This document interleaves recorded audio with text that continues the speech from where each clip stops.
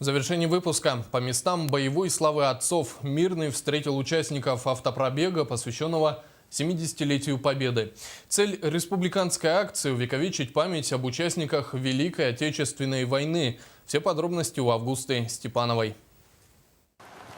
Еще одним пунктом стало больше на маршруте автопробега по местам боевой славы отцов, посвященного 70-летию Великой Победы.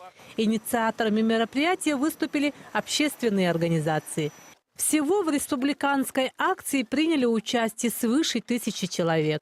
На каждом этапе в школах проходили уроки мужества, встречи с трудовыми коллективами и ветеранами войны, а еще митинги и возложение венков.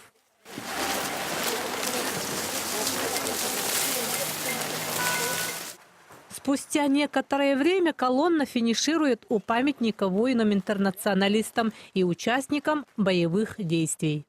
Именно в этот день, 15 февраля 1989 года, последняя колонна советских войск покинула территорию Афганистана. Это событие ознаменовало для Советского Союза окончание афганской войны. Мы собрались здесь, чтобы отдать дань уважения подвигу, который они совершили. Война всегда несла с собой горе и беды. В ней всегда много материнских слез за своих погибших сыновей.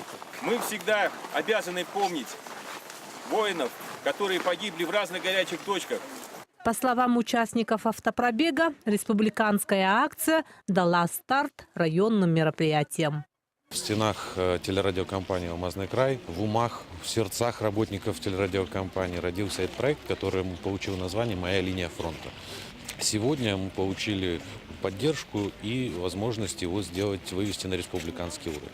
Это очень достойная акция, которая позволит каждой семье, нашим детям, нашей молодежи прикоснуться к той памяти, которой овеян не только День Победы, но и овеяна вся наша память. Массу положительных эмоций получили участники автопробега от поездки по памятным местам Алмазной провинции и незабываемые впечатления от общения с ветеранами и молодежью.